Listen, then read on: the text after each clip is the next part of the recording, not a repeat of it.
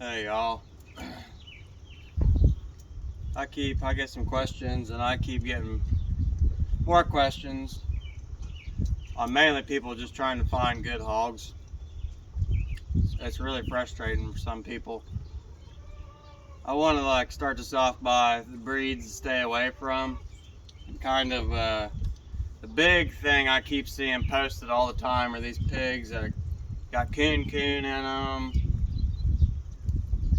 Just small breeds. Stay away from the small breeds. That's all I can tell you. It's a fad. It doesn't work. Corn's up right now at $8 a bushel. Bean meal is about $4 a ton, $5 a ton almost. So the way I average it out is I damn near got $1.85 a pound in my pigs, times 275 pounds. You're looking over $500 just to raise a hog out. And I don't buy my feed from Tractor Supply. And basically when you buy it from Tractor Supply, you're buying that 50-pound bag for like $11, $12, $13. That's not even one bushel. About 60, 70 pounds is a bushel, depending on the moisture and the test weight on the corn. And right now test weight's really light from last year. It's testing out about 56. If you've got 60 on your test weight for your corn, you got some good corn. Good heavy corn there. But we're gonna do a video here. I've just put these two sows of mine in with the boar. And I'm gonna show you if you want some pigs that'll grow and taste good, mainly pigs that'll grow.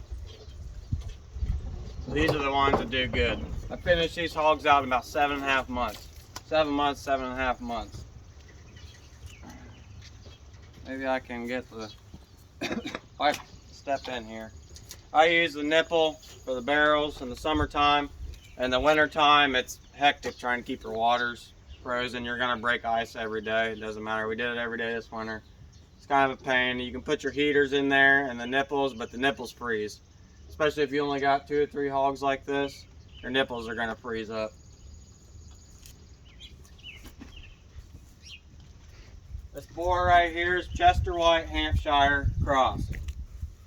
His mama was a Chester White and the dad was a Hampshire, full-blooded out. There may have been a little bit more of the Chester White and less of the Hampshire, but either way, that pig right there, the only reason why he's getting a lot of feed is because he's in with the sows. Usually that pig only gets 3 pounds a day, 4 pounds a day, that boar does. Because if not, if you give that hog that boar right there, 4 or 5 pounds, if you give him 6 pounds a day, he'll get so big that you're going to have to look for a new boar. Now, these are my 2 sows here. This one, I don't even think, she may be a year old. And you'll see she's got some spots on her back. That's just from him. He's been rubbing on her, jumping on her, trying to get her to come in heat. She may have already got bred. There's another one of my black sows right here. Now, this is a Hampshire. Just because it doesn't have any white in it, Hampshires throw all black pigs. They do. That's a Hampshire pig right there. It kind of moved on me. But they know the nipple. Docile pigs. I only have 2 sows now. I had to get rid of a couple of them because they're causing me problems. In all reality, corn's getting so high right now, I barely can afford to feed the things and then make my money back just on the pigs and the feeder pigs. It almost makes more sense to breed these, raise their pigs out for 8 weeks and sell the pigs, the little feeder pigs, because it costs so much to raise them out. And I do have 2 other hog confinement barns. 3 hog confinement barns that I take care of, and there's about 3,000, a little over 3,000 head in those barns. Thankfully, I don't have to pay to feed them; somebody else does. I wanted to give you, I just keep seeing this all the time on coon pigs and all that junk. It doesn't grow. The people say that they're easier on fence and easier on feed. I can tell you one thing: if your pigs don't eat, they don't grow. She's about 2.5 years old. So that's the oldest pig I got in here. He's not even a year old yet. And he's almost 400 pounds. And he ain't even a year old yet. So actually I take that back. He's about 14 months old. And just a pet pig basically is what he is. So docile. I have his son up there that I kept back for breeding too as well, to see what comes out of what. But especially I've got a first litter out of him. They're in the barn there. We'll go up and take a look at them. I have 2 pigs off of this sow right here, but a different boar was bred to her that time. And his kids are surpassing what she threw out of the other boar, which I got rid of that other boar for a reason. But yeah, this pig right here, it's about the best genetic boar I've gotten so far down here. It's enough of what the sows and the boars. That's basically, if you want feeder pigs, pigs that grow, types of pigs you gotta get. Now both of those pigs down there, you can see their backs are all tore up. Don't freak out. That's from the boar. I don't leave the boar in here all the time. I'll probably have him in here for another week and a half because of her. I don't think she's come in heat yet. She has. She hasn't, so I'd like to get them bred. Now, when I know these 2 are bred for sure, I have a boar pen down there. I'll show you my boar pen.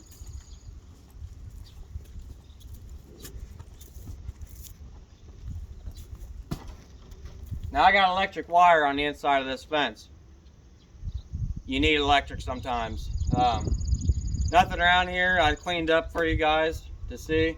This kind of just is what it is. These pigs are bulldozers outdoors. There's a reason why people don't raise hogs outdoors anymore, because they're just bulldozers. This right here, this is my boar pen. Keep the boar in here specifically because the sows go, and both of these big pens over here, I got one main pen there, and I got another pin over there. And they tear stuff up, and if you don't maintenance your shit, it just gets out of control. I run a tiller in here to kind of level it out and everything when the pigs are out of here. But for mostly, this is a good boar sow pen. Like I said, I got a sow pen there. This is strictly for the boar, just because I got electric and hog panels, because he will climb. And he will climb a 5-6 foot fence. He'll climb and he will get over it to get to those sows.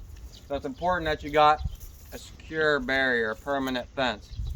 We'll go ahead and we'll walk out of here, and we'll go up to the pigs here. This is the door I have. This is the gate. I know people that don't run gates in their pens. It's an absolute mess when you're moving your pigs around. And I move these hogs around so much now. When you open the gate here, they know they go wherever you want, just because I've done it so many times.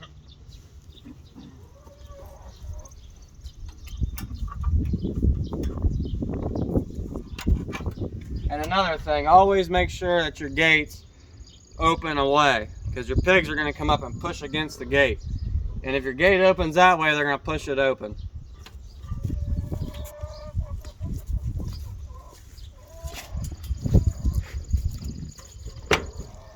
This run I built, you need to run to get your pigs around, okay? Or else it's a chaotic mess. The pig knows he can't go this way, he can't go that way. They don't know. I have had the pigs try to jump into the pens. It's kind of good to have some sort of security barrier. This is the other sow pen I was telling you about. It's nothing fancy, but it's wrecked because the pigs were in here. I had a litter in here and they wrecked it. I don't know if she can show you better. That's the boar pen over there I got.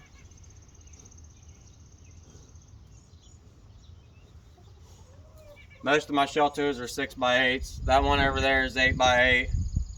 Yeah, that one's a 6 foot long by 8 foot wide. This one's an 8x8 with no sides. Usually I don't even keep anything in here during the winter time or whatnot. This is where I plan on growing my corn this year. I let the sows out this year, and I let them this winter go and bulldoze all this up for me.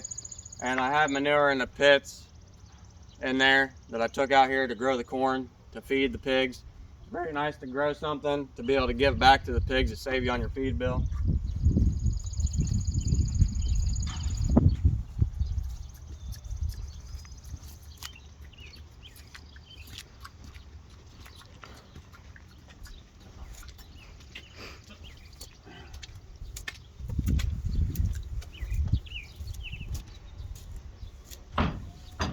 She's gonna show you inside here. We'll go to that pen next.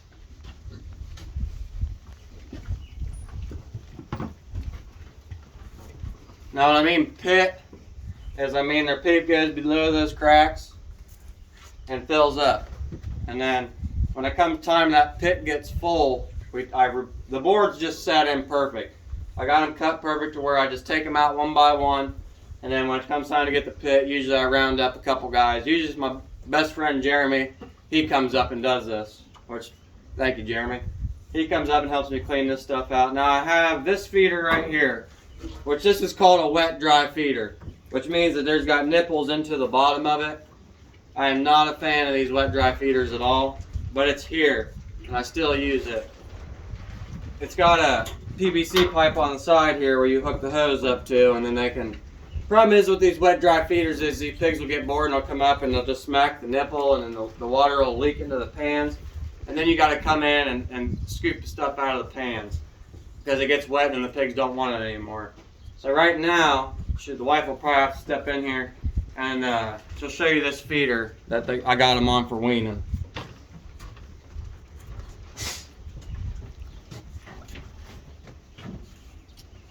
That's my weaning feeder. They work perfect for little pigs. They work perfect. Now, when I said out there I've got 2 pigs, or I had that one sow with a different boar, so the ones that are spotted in here are at least 2.5 weeks ahead of these 4 pigs right here, these black ones. As you can tell, genetics, you probably can't tell very good in the video, but as you can tell in genetic-wise, these 4 pigs in here are outdoing these 2 other ones that came from a different dad. Genetic-wise, you'll get very frustrated feeding pigs that won't grow. Now, these pigs are all cut and everything. They're tagged, just so I can keep track of the growth and then know which one they came from. Now, obviously, you can tell that Chester White Hampshire is on that, come out looking real good there. Pigs are bulkier.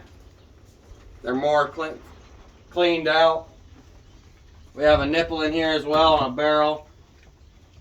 The guys that freak out about they don't know if their pigs are smart enough to go to the nipple and get water. If your pigs can't figure out how to get water out of their nipple, then they're good as off dead. Because if they can't figure out a natural ability to smell and find water, you don't need them on your farm either. Because we only come down here once when they're real small and farrowing. Of course, you got to come down here twice a day.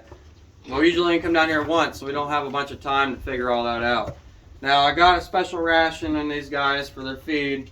That's what you want your pigs to look like. I'm very proud of these pigs. Genetics-wise, it took me a while to figure it out. People try to sell you some junk or whatnot. We'll jump over to the same genetics as that boar and this pen in here.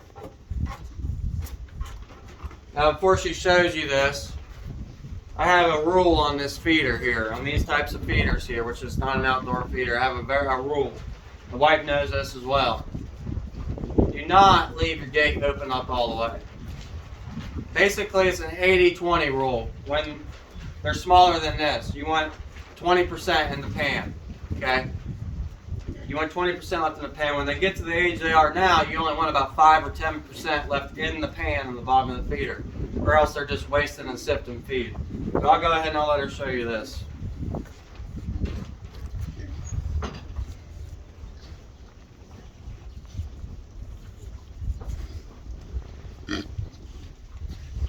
Sorry for it being such a long video. I'm just trying to cover the basics where I see a lot of no-nos online and people raising coons and then they try to post them on, selling them to people that they're feeder pigs. They're not. They're pets.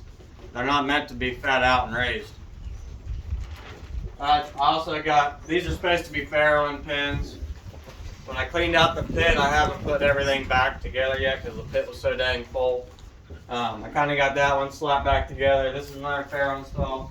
This is my main farrowing stall, which we're cleaning out right now. I've got another farrowing stall down here, but now it's turned into a chicken coop. These are the woman's chickens in here. Maybe she'll show you.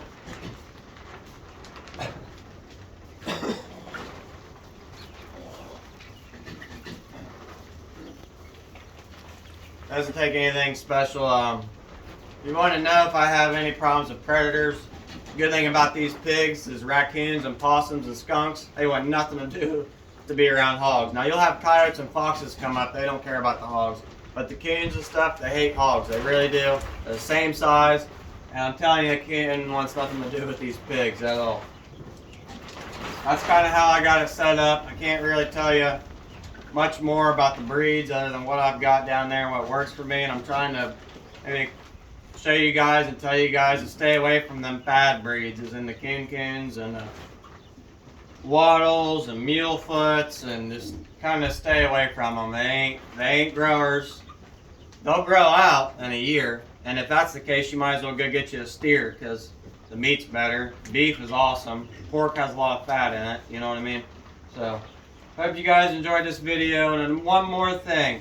Just because I have farrow installed doesn't mean you need a farrow installed to farrow sows. Just really nice to have.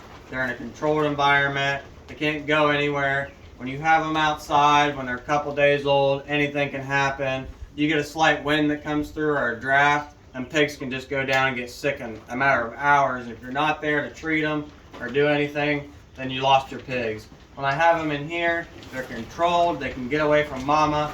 Mama's in here controlled. You can treat her. You can treat the pigs. You let the mama out in the mornings to go feed, and we just let them out the front door, because the one difference between pigs and cows is, with cows, you catch the calf, you got the cow. You catch the cow, you don't have the calf.